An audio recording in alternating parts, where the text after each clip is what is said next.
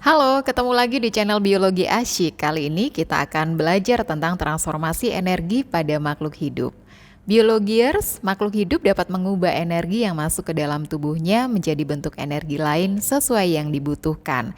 Seperti kita lihat panda dan semut yang sedang berusaha memasukkan energi ke dalam tubuhnya dalam proses makan. Kemudian energi itu akan digunakan dalam berbagai aktivitas, contohnya bergerak seperti yang nampak pada kuda di gambar tengah ini.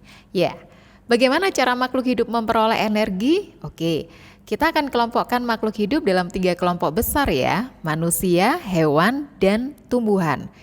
Untuk manusia dan hewan kita tahu bisa mendapatkan energi dari tumbuhan dan hewan dengan cara makan atau memangsa. Sedangkan tumbuhan bisa mendapatkan energi dari alam dengan cara mensintesis bahan anorganik menjadi bahan organik. Energi yang sudah diperoleh oleh makhluk hidup nantinya akan diubah menjadi energi lain melalui metabolisme sel. Apa sih itu metabolisme sel? Metabolisme adalah reaksi biokimia yang terjadi di dalam sel. Nah, ada anabolisme yaitu membentuk molekul kompleks dari molekul-molekul sederhana, sedangkan katabolisme adalah memecah molekul kompleks menjadi molekul yang lebih sederhana.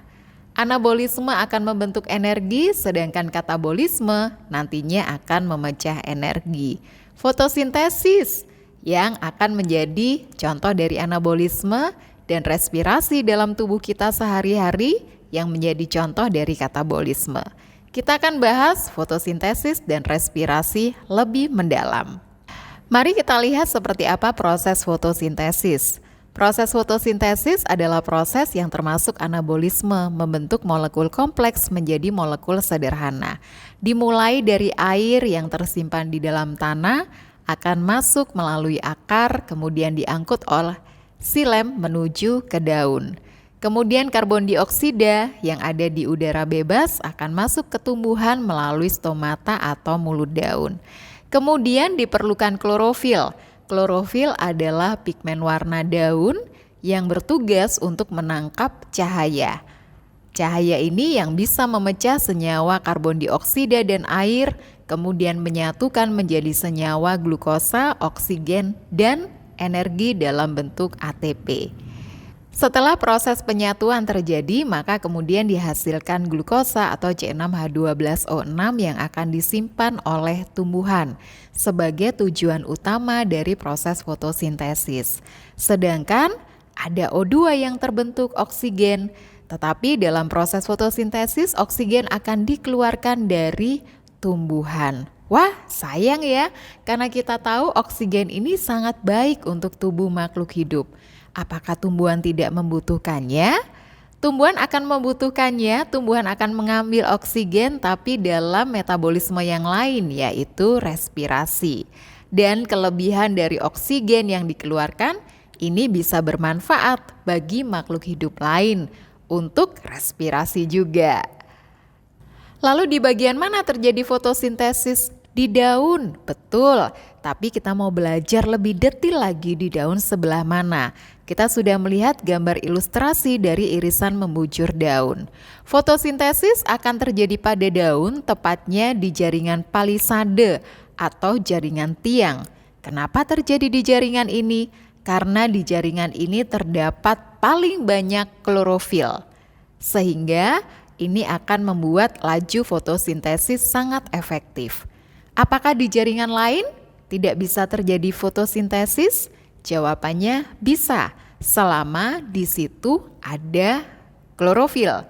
Karena hanya klorofil yang bisa menangkap cahaya yang nanti digunakan untuk membentuk energi. Apabila di jaringan lain terdapat klorofil, maka di jaringan tersebut bisa terjadi fotosintesis, namun mungkin tidak seefektif yang terjadi pada jaringan palisade atau jaringan tiang, karena banyak sekali terdapat klorofil. Oke, sekarang kita akan membahas tentang respirasi pada sel.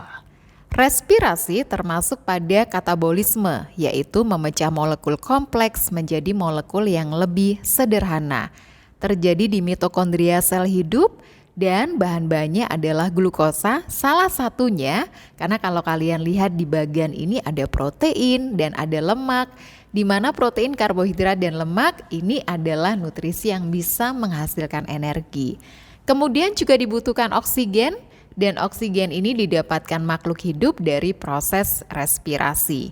Hasilnya adalah energi dalam bentuk ATP, adenosin trifosfat, dan zat sisa yang dikeluarkan dalam proses respirasi pada sel adalah karbon dioksida dan air.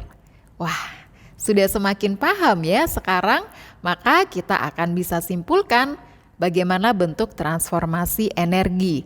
Jika pada tumbuhan akan terjadi perubahan bentuk energi dari energi cahaya menjadi energi kimia. Sedangkan pada manusia dan hewan akan terjadi perubahan energi dari energi kimia menjadi energi panas atau energi gerak. Sekian video kali ini, terima kasih sudah menyaksikannya. Jangan lupa untuk like, share, komen, dan subscribe video-video dari channel Biologi Asyik. Sampai ketemu di video berikutnya.